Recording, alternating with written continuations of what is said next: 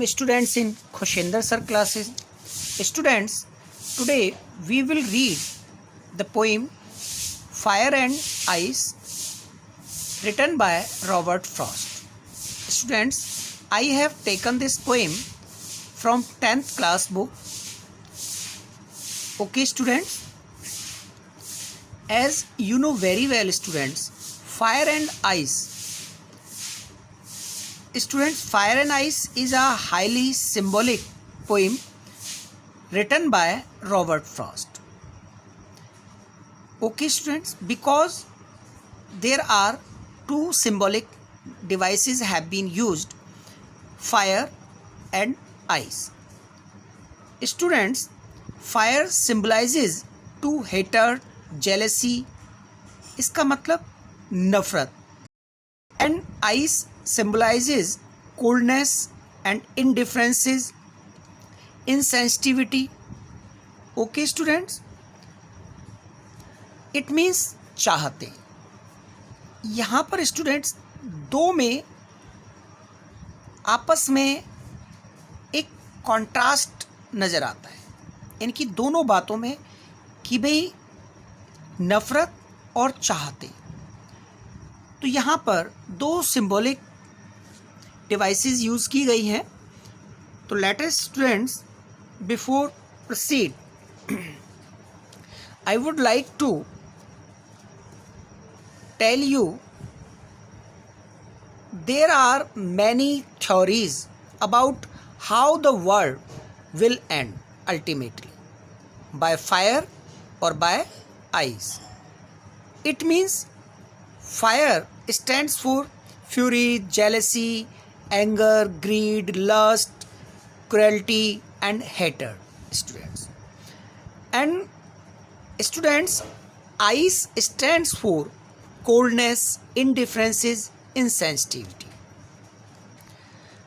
तो जैसा कि स्टूडेंट्स हमें अब दोनों के बारे में मालूम हो गया, let us read the poem. In our first stanza, Robert Frost wants to say us, some say the world will end in fire, some say in ice. From what I have tasted of desire, I hold with those who favor fire. Students, Robert Frost यहाँ कहते हैं कि कुछ कहते हैं some say the world will end in fire, कि संसार का जो अंत है वो आग से ख़त्म हो जाएगा. It means fire stands for hatred, jealousy. It means नफ़रतों से ख़त्म हो जाएगा संसार. Some says in ice, और कुछ कहते हैं कि ये जो है चाहतों से ख़त्म हो जाएगा, आइस से ख़त्म हो जाएगा. Ice means coldness, indifferences, insensitivity. It means the coldness of human relation, students. And brotherhood can also be a potent cause of destructive world war. यानी कि हम अपना अपना चाहते रहेंगे, नैरो माइंडेड रहेंगे, तो इससे भी संसार का अंत हो जाएगा. For what I have tasted of desire. यहाँ पर स्टूडेंट्स रॉबर्ट फ्रॉस्ट कहना चाहता है कि जैसे कि मेरा जो पर्सनल अनुभव है, इट मीन्स पोइट का जो पर्सनल अनुभव है, poet has personal experience of desire. Desire का मतलब है स्टूडेंट्स यहाँ पर चाहतों से ख़त्म हो जाए.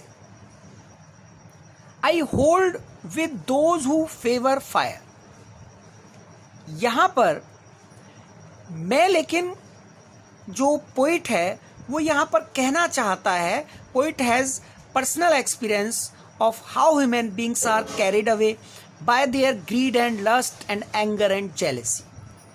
It means poet यहाँ पर ये फेवर देता है कि मैं उनके पक्ष में हूँ जो लोग आग के पक्ष में हैं. आग के पक्ष मतलब नफरतों के पक्ष में है. These fiery passions might set the world afire. क्योंकि ये सारे जो पैशंस हैं, यानी कि ये जो हमारे ग्रीड है, लस्ट है, एंगर है, जेलेसी है, ये सब जो हमारी नफरतें हैं, ये आग को सुलगाएंगी और इसी से हमारा संसार जो है वो अंत होगा, यानी कि हमारे संसार का अंत होगा। Now students, in second stanza as you have come to know कि भाई फायर से तो हमें पता लग गया, fire may be natural as global warming और forest fire, it can be man made to throw atomic war. और यानी कि fire and ice are both worst enemies, दोनों की दोनों एक दूसरे के दुश्मन हैं और ये हमारे भी इस प्रकार से दुश्मन हैं students. But in second stanza, but if it had to perish twice, perish twice का मतलब perish means die, come to an end, twice means second time. It means first time जो है हमारे पास फायर है और सेकेंड टाइम हमारे पास क्या कहना चाहता है poet, but if it had to perish twice, कि यदि अगर मुझे 2 बार मरने का मौका मिले, आई थिंक, मैं समझता हूं, it means Robert Frost says that I know enough of hate, यानी कि मैं जानता हूं कि नफरतें भी, यानी कि जो हमारी हेट है, हेट का मतलब अपना अपना चाहें और दूसरों से हम नफरत करें, तो वो भी काफ़ी ज़्यादा पर्याप्त है। To say that for destruction ice is also great, परंतु यह कहने के लिए कि भाई विनाश जो है आइस के द्वारा भी महान हो सकता है। And would suffice means strong enough, काफ़ी ज़्यादा उचित हो सकता है, पर्याप्त हो सकता है, क्योंकि स्टूडेंट्स आइस से क्या होगा कि भाई the earth may be destroyed with the coming of ices, it means melting of the ice at the poles may submerge many countries, coldness of human relations, brotherhood will be destroyed, and in the same way lack of the principles of love it can be, it means हम narrow minded हो जाएंगे, अपनी अपनी चाहते रखेंगे। तो at the last I would like to say students, Robert Frost deals with a hypothetical question about the bleak future of the world, that there are 2 ways how it can come about, fire and ice, but both are worst enemies. Fire may be natural, okay students, or the ice can also be a potent cause of destructive world war. Then the earth will come to an end. Students, I hope that you have understood very well this poem.